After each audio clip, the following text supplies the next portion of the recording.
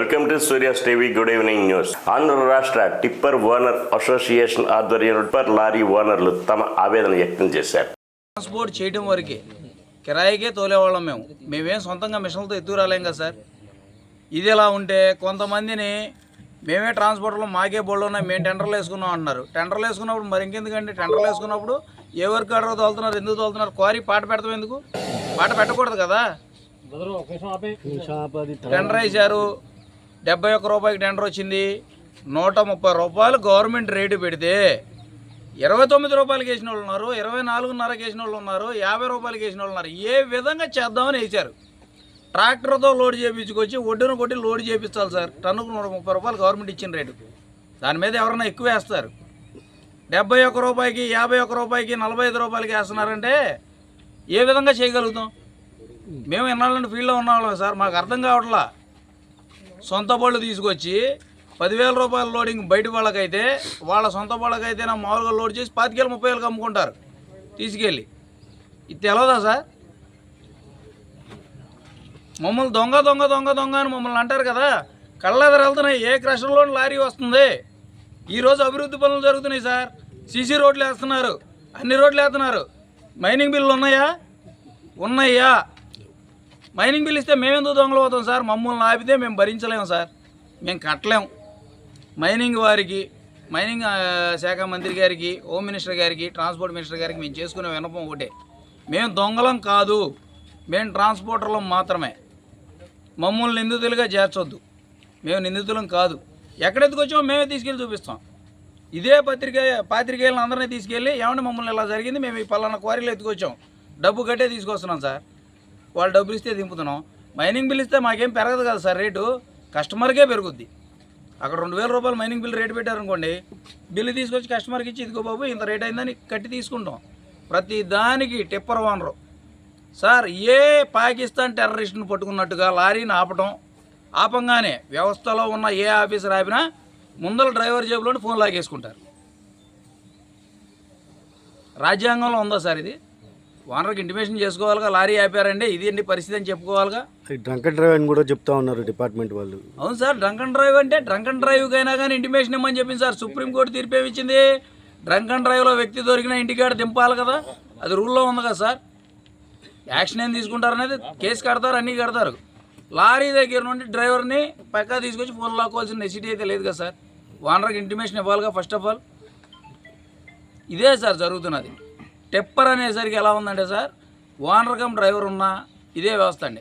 Bulk మాకు 20 బళ్ళు ఉన్నాయి, మా 20 బళ్ళు అయిన తర్వాత అంటున్నారు. సింగిల్ ఓనర్ ఉంటాడు, owner cum operator, owner cum driver ఉంటాడు, సింగిల్. కూటమి ప్రభుత్వం మహిళలకు పెద్దపీట వేసిందని హోంమంత్రి అనితా వంగలపూడి అన్నారు.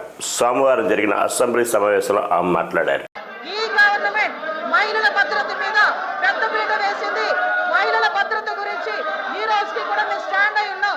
స్పెషల్ కోర్టులు ఏర్పాటు చేసి ఎవరైతే నిందితులున్నారో వాళ్ళకి త్వరితగతిన శిక్షలు పడేటట్టుగా ఈ రోజు గవర్నమెంట్ తీసుకుంటుంది.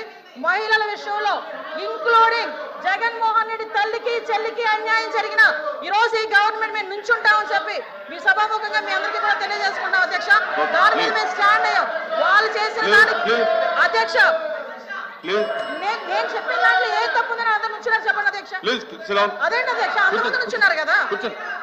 నేను చెప్పిన దాంట్లో ఏం తప్పు ఉందో అడగమనండి. కాబట్టి అధ్యక్ష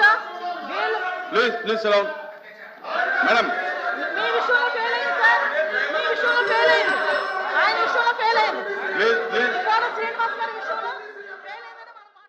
సూపర్ 6 హామీల్లో ఏపీ ప్రభుత్వం ఇప్పటి వరకు ఒక్కటి కూడా అమలు చేయలేదని మాజీ మంత్రి బుగ్గన రాజేంద్రనాథ్ విమర్శించారు. ఇప్పుడు అసలు సూపర్ 6 అంటే ఏమేమి? ఒకటి యువగలం అంటే మీరు ప్రతి ఒక్క నిరుద్యోగికి నెలకు 3,000 రూపాయలు ఇవ్వాలా. ఇస్తున్నారు ఎవరికన్నా? ఒక్క వ్యక్తిని ఉన్నాడు ఆంధ్ర రాష్ట్రంలో ఈరోజు వచ్చేవాడు? నాకు తెలిసి ఎవరు లేరు. తల్లికి వందనం అంటే బడికి పోయే ప్రతి పాపకు పిల్లవానికి 15,000 రూపాయలు ఇవ్వాలి. ఎవరికన్నా ఇచ్చినారు ఇంతవరకు? నాకు తెలిసి ఒక్కరు కూడా ఇవ్వలేదు. అన్నదాత సుఖీభవ, ప్రతి రైతుకు 20,000 రూపాయలు సంవత్సరానికి ఎవరికన్నా ఇచ్చినారా? నాకు తెలిసి ఒక్కరికి కూడా ఇవ్వలేదు. దీపం 3 గ్యాస్ సిలిండర్లు మొన్న మొదలు పెట్టినారు. ఈ సంవత్సరానికి 1 సిలిండర్ అంటే 3 సిలిండర్లలో 1 సిలిండర్. దీన్ని అర్ధదీపం అనాలన్నా పావు దీపం అనాలన్నా మనం ఒక పేరు పెట్టుకోవాలి దీనికి. ఆడబిడ్డ నిధి ప్రతి మహిళకు 1500 రూపాయలు నెలకు ఇవ్వాలా, సంవత్సరానికి 18,000. ఒక్కరికన్నా ఇంతవరకు అందిందా? ఉచిత బస్సు, మహిళలకు ఉచిత బస్సు ప్రయాణం, ఇది మీ సూపర్ 6. ఈ సూపర్ 6లో ఒక పావుదీపం తప్ప మిగతా 5 ఇంతవరకు గ్రౌండే కాలే. మేము అతి కష్టం మీద 3 ఆల్రెడీ గ్రౌండ్ చేసినామంటున్నారు. ఏ 3? మీరు ఏదైతే పెన్షన్ ఉందో పెన్షన్ సూపర్ 6లో లేదు కదా.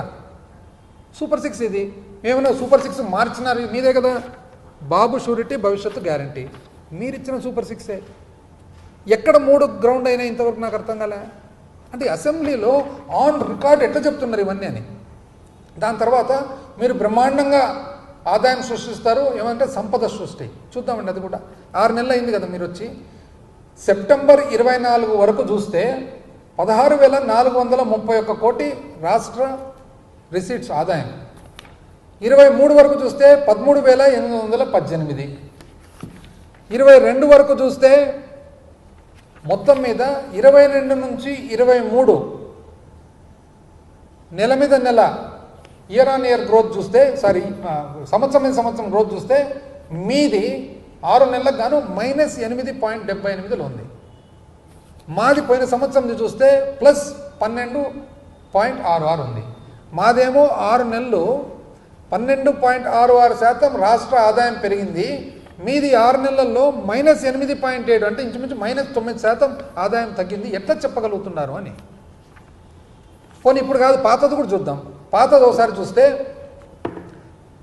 1999 నుంచి 2004 వరకు రాష్ట్రానికి సంబంధించిన రెవెన్యూ రాబడి లెక్కేసుకున్నట్లయితే 1999 నుంచి 2004 అంటే మీరే కదండి అప్పుడు ఉండేది, 12.4% పెరిగింది. సంవత్సరం మీద సంవత్సరం రాష్ట్ర రాబడి 12.4% పెరిగింది. 2004 నుంచి 2009 రాజశేఖర రెడ్డి గారు ఉన్నారు. మీ మాదిరి పరిపాలన రాదని మీరు చెప్తుంటారు, కానీ 21.6% పెరిగింది. మీరేమో 12.4% పెంచుతుంది. కూటమి ప్రభుత్వం వెంటనే మధ్యాహ్న భోజన కార్మికుల సమస్యలను పరిష్కరించాలని డిమాండ్ చేస్తూ సోమవారం నూజివీడు ఆర్డీఓ కార్యాలయం ఎదుట సిపిఐ రెబల్యూషన్ పార్టీ నాయకులు ధర్నా చేశారు. Central council of trade union ఆధ్వర్యంలో ఏఐసిసిటియు సంబంధ మిడ్ డే మీల్ కార్మికులు, శానిటేషన్ కార్మికులు, పాఠశాల నైట్ వాచ్మెన్ కార్మికులతో ఈ రోజున గత 5 నెలలుగా కూటమి ప్రభుత్వం వచ్చిన తర్వాత మరి వేతనాలు అనేది చెల్లించకపోవడం వల్ల ఈ రోజున నూజివీడు ఆర్టీఓ ఆఫీస్కి మరి వినతి పత్రం ఇవ్వడానికి వచ్చాము. ఈ రోజున కూటమి ప్రభుత్వం అధికారంలోకి వచ్చిన తర్వాత కార్మికులకు కనీసం సమాచారం అనేది ఇవ్వకుండా, వాడు తప్పు చేశారా లేదని విచారణ అనేది జరపకుండా మరి అన్యాయంగా అక్రమంగా విధుల నుండి తొలగించడం అనేది చాలా దారుణం. కాబట్టి దీన్ని తప్పనిసరిగా కార్మికుల్ని సమీకరించి దీని పెద్ద ఎత్తున కూడా మరి దీని మీద మరి ముసునూరు మండలం చూసుకున్నట్టయితే ముసునూరు మండలం లోపూడి గ్రామంలో, ముసునూరు గ్రామంలో, అలాగే ఎన్టీఆర్ జిల్లా కుదప గ్రామంలో ఇంకా తదితర చోట్ల కూడా కొన్ని ఇంకా మా దృష్టికి రావాల్సినవి ఉన్నాయి. ఇలా టోటల్గా కూడా చూసుకున్నట్టయితే దాదాపు 60% కార్మికులు తొలగించారనేది మా దృష్టికి రాబోతుంది. దీని మీద ప్రతి ఒక్క పాఠశాలను మేము విజిట్ చేస్తాము. విజిట్ చేసి కార్మికులు సమీకరిస్తాము. ఈ ప్రభుత్వం చేసే అవినీతి మీద తప్పనిసరిగా పోరాటం చేస్తాము. అలాగే మరి డిసెంబర్ 4వ తారీఖున సిపిఐ ఎంఎల్ లిబరేషన్ పార్టీ ప్రజా హక్కుల మహాసభ అనేది జరుగుతుంది. ఆ మహాసభ ఏపీలో వైసీపీ ప్రభుత్వం హయాంలో విద్యుత్ శాఖకి 1,29,000 కోట్లు అప్పులు చేసిందని మంత్రి గొట్టిపాటి రవి విమర్శించారు. వాస్తవంగా గత ప్రభుత్వం అనాలోచన నిర్ణయాల వల్ల దాదాపు 1,29,000 కోట్ల రూపాయలు విద్యుత్ సంస్థ మీద అప్పులు చేయటం జరిగింది. అదేవిధంగా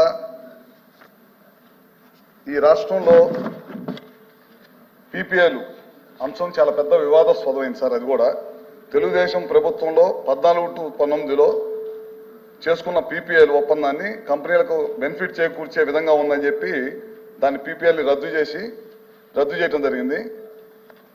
కేంద్ర ప్రభుత్వం ఈ పీపీఎల్ రద్దు చేయటం వల్ల ఈ రాష్ట్రానికి ఇన్వెస్ట్మెంట్స్ కానీ ఇన్వెస్టర్స్ కానీ దూరం అవుతారని చెప్పి పలుమార్లు మందలించినా సరే ఈ ప్రభుత్వం పెడచెవిన బట్టి ద్వారా వెళ్ళిపోయింది.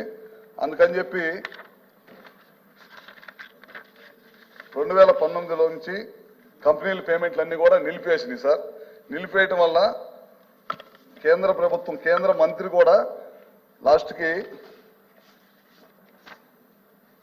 ఆంధ్రప్రదేశ్ రాష్ట్రానికి లెటర్ రాసి ఈ పీపీఎల్ రద్దు చేయొద్దు, రద్దు చేయటం వల్ల ఇన్వెస్టర్స్ దూరం అవుతారు, ఈ రాష్ట్రానికి విద్యుత్ సంస్థ చాలా పెద్ద ఎత్తున దెబ్బతినిద్దని చెప్పి పలుసార్లు మందలిచ్చినా సరే ఈ ప్రభుత్వం పెడచెవుని పట్టడం వల్ల ఈ రాష్ట్రానికి చాలా పెద్ద ఎత్తున నష్టం జరిగింది. 1 మెగావాట్ కూడా కొత్తగా కరెంటు ప్రతి సంవత్సరం 6 నుంచి 7% వినియోగదారుల సంఖ్య పెరుగుతూ ఉన్నారు. కానీ గడిచిన 5 సంవత్సరాల్లో 1 మెగావాట్ ఉత్పత్తి కూడా ఈ ప్రభుత్వం కొత్తగా తీసుకురాలేదు. ఎందుకంటే ఈ రాష్ట్రం అంటే భయభ్రాంతులకు గురైపోయారు. ఒక్క ఇన్వెస్టర్ కూడా వచ్చి ₹1 కూడా ఖర్చు పెట్టలేని పరిస్థితి ఉంది. అందువల్ల చాలా పెద్ద ఎత్తున ఈ రాష్ట్రం విద్యుత్ సంస్థ చాలా పెద్ద భారం మోయాల్సి వచ్చి కంపెనీ విద్యుత్ వ్యవస్థ మొత్తం కూడా దెబ్బతింది సార్.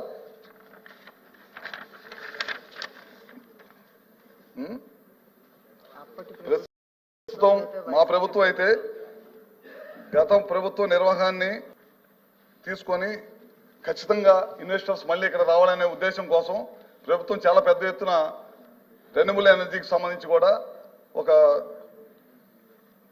పాలసీ తయారు చేసి దాని ద్వారా ఇన్వెస్టర్స్ రావాలి, ఈ గవర్నమెంట్కి ఇన్వెస్టర్స్ రావాలనే దానికోసం చాలా పెద్ద ఎత్తున సంస్కరణలు తీసుకొస్తాం సార్. ఖచ్చితంగా దీని మీద మళ్ళీ విద్యుత్ వ్యవస్థని గాడిలో పెట్టి ముందుకు తీసుకెళ్తామని చెప్పి ఈ ద్వారా తెలియజేస్తా ఉన్నాను. అదేవిధంగా రాంభూపాల్ రెడ్డి గారు టవర్స్ అవసరం లేకుండా టవర్స్ పెట్టారని చెప్పి చెప్తా ఉన్నారు. అవసరం లేకుండా కాదు సార్, కొన్ని చోట్ల అవసరమైన చోట టవర్స్ తీసుకోవడం జరుగుతుంది.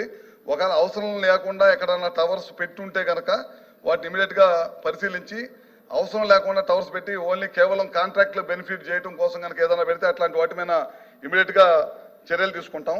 అదేవిధంగా మీటర్స్ కొనుగోలు విషయంలో కూడా కొన్ని విషయాలు సభ దృష్టికి తీసుకొచ్చారు సార్. మా ప్రభుత్వం అయితే వ్యవసాయ రంగానికి మోటార్లకి మీటర్లు పెట్టే కార్యక్రమాన్ని మేమైతే చేయట్లేదు.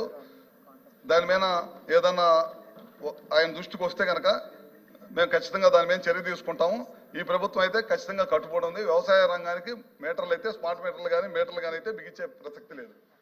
వైసీపీ నేతలపై అసభ్యకర పోస్టులు పెట్టి కూటమి కార్యకర్తలపై చర్యలు తీసుకోవాలని తిరుపతి ఈస్ట్ పోలీస్ స్టేషన్లో వైసీపీ కీలక నేత కలిసి మాజీ మంత్రి రోజా ఫిర్యాదు చేశారు. క్లియర్గా కనిపిస్తుంది.